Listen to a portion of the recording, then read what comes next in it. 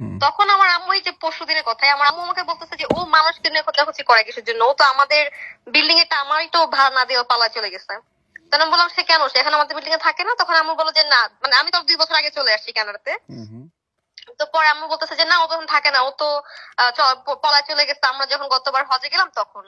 হয়েছে যেটা হচ্ছে, আমার আব্বু আম্মু তো গত বছর যখন এই যে রোজার মাসটা যায়, তো এই সাইদ হচ্ছে রোজার মাসের আরো 2-3 মাস আগে থেকে সে বাসা ভাড়া দিতেছে না, মানে দিচ্ছে না, বা হাফ দিচ্ছে হাফ দিচ্ছে না। তো আম্মু যখন ভাড়া চায় তখন সে মানে খুব ব্ল্যাকমেল করে আম্মুকে, আন্টি দিচ্ছি, আবার সে স্টুডেন্ট, আবার আম্মু আমার মা অসুস্থ, আমার বোনটাও পড়াশোনা করতেছে, এগুলো সে বলে। হুম। তা আম্মু বলে না তুমি দেরি করো না, দিয়ে দিয়ে এরকম করতে করতে 1 মাস গেল, আবার সেকেন্ড মাসেও সেম আন্টি দিব দিব দিতেছে দিতেছে করতে করতে আম্মু কনসিডার হতেছে সে খুবই মানে সে মানে কোচিং টোচিং কিছু করাইতো হয়তো। হুম। হুম।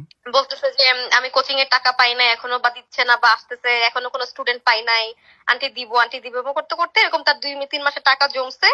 তো আমার আব্বু আম্মু যখন কোরবানির হজে যাবে, হজে যাওয়ার আগে তখন আমার আম্মু বলে গেছে যে তুমি কিন্তু আমার গত মাসে যে টাকাগুলো বাকি সেগুলো সহ এই নেক্সট মান্থের ভাড়া আমার মেয়ের কাছে, মানে আমার বড় বোন তখন আমার আব্বু আমার অ্যাবসেন্সে ভাড়া তুলতো, তুমি কিন্তু আমার মেয়ের কাছে দিয়ে যাবা। তো সে বলছে হ্যাঁ হ্যাঁ আন্টি, আমি দিয়ে যাবো, কোনো সমস্যা নেই।